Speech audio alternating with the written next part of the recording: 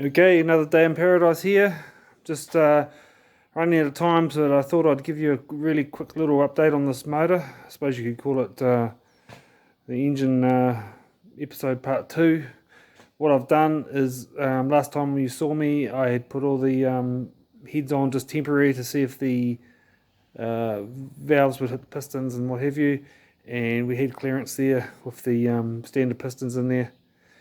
And so what I've done now is I've put the heads on properly, new head gaskets, docked them all down properly, set all the tappets, which is a bit of a pain in the ass, but it's all done now, and assembled up the front of the motor with all new bits in it, new tensioners, new water pump, new idlers, obviously the new belt. And for anybody that cares, I've put a Mitsubishi 380 crank sensor in there, and a 380 crank toothed wheel in there, tone wheel, whatever you want to call it. It's a 36 minus 2, and then I've modified the top one. I haven't put the sensor on yet, but I've taken off there's 4 teeth on there, and I've left 1 on there, and that's going to be our cam sync tooth for the ECU. And the whole thing's put together. She's looking really good. And what I've done here, it's a little bit Mickey Mouse, but I think it's the best thing I can do at the moment. Try it out. I've got 1, 2, 3, 4, 5, 6 coil packs in here. They are Mitsubishi 4G93 GDI coil packs. They're just a general coil pack with a long stalk on it. Use them in GDI motors, so they're usually quite grunty because GDIs run very lean in some of their cycles. So they usually have a pretty good spark on them to make sure they ignite a GDI lean mixture. From my experience, I know they're pretty powerful, but we'll see. These are just brand new cheapies, but we'll see what happens, and we'll just go from there. So the engine's all assembled. I've primed it up with oil.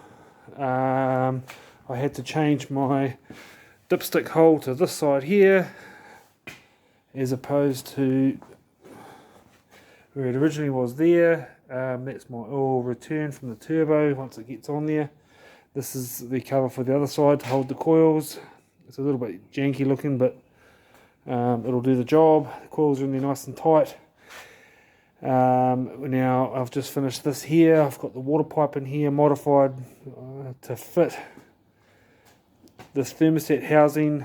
When I say modified, all I've done is made a new bracket for it to hold it in the right position, because this thermostat housing is now not in the center of the motor, it's over this way fractionally, and the reason being is because of the block has been wider. Nothing fits anymore, so I've had to lengthen just one side of the thermostat block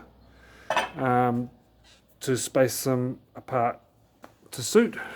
I've welded up all the holes for the heater attachments here and here, and that little thing there. I've got the holes still there for the 2 sensors, temperature gauge and ECU temperature sensor. And yeah, so it's looking really good. It's getting closer. Yeah, we'll see what happens. I'm interested to see what these coils will do. I've got all new plugs and things to go on it, to pin them in.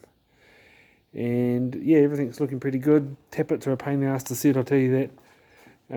So that's the motor side of things done. I've got to now modify the front covers a little bit because they don't quite fit. The bottom half of them do, but the top half, they've got little gaps in them because of the slightly wider and higher V block. So it's cool. And I've got one more thing to show you, and that I'll go over there now. Alright, this is my lower intake manifold. I've been trying to sort out some injectors. This is, I think, is the original injector. I can't remember because there's so many lying around. These here are genuine Bosch injectors. They're 1000cc. They're actually set up for an Evo, but they fit in here perfectly. They've got the 16mm bush at the bottom. I think they're a long-nosed injector, so they've got a top head on them and they've got a bottom adapter head on them as well. They're 1000cc, so I've got 6 of them, obviously, more than enough fuel on pump gas. And as you can see, I've got one just sitting in there now, and they fit in there really well. On the standard rails, 11mm top, 16mm lower, and yeah, once they're all bolted down, they're all good. So I'll be putting that on next, and we'll have all the plumbing to do for the injectors, which I've got all the bits and bobs there for do it. And that's all I've got for now. As for the car, we're just about there. The car's all operational wiring wise for that basic car. I think I've shown you this before, but that's all my gauges all ready to go. It's a bit dark over here. Oh, okay, yeah, we've seen all that before, but yeah, everything goes. This is the ECU that's going in it. Sorry, it's a bit dark down here, but I've got an Australian made drop beer ECU.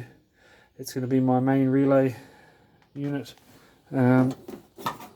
So I've just started doing the engine bay wiring. Everything's starting to run through into the engine bay, and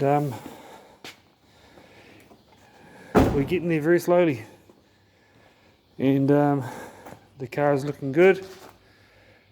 That's my little high stop light, there it is, not that you care, but anyway, that's us. So until next time, we'll see you later on. That's all I've got for now. That's off. Good, catch you later, bye bye.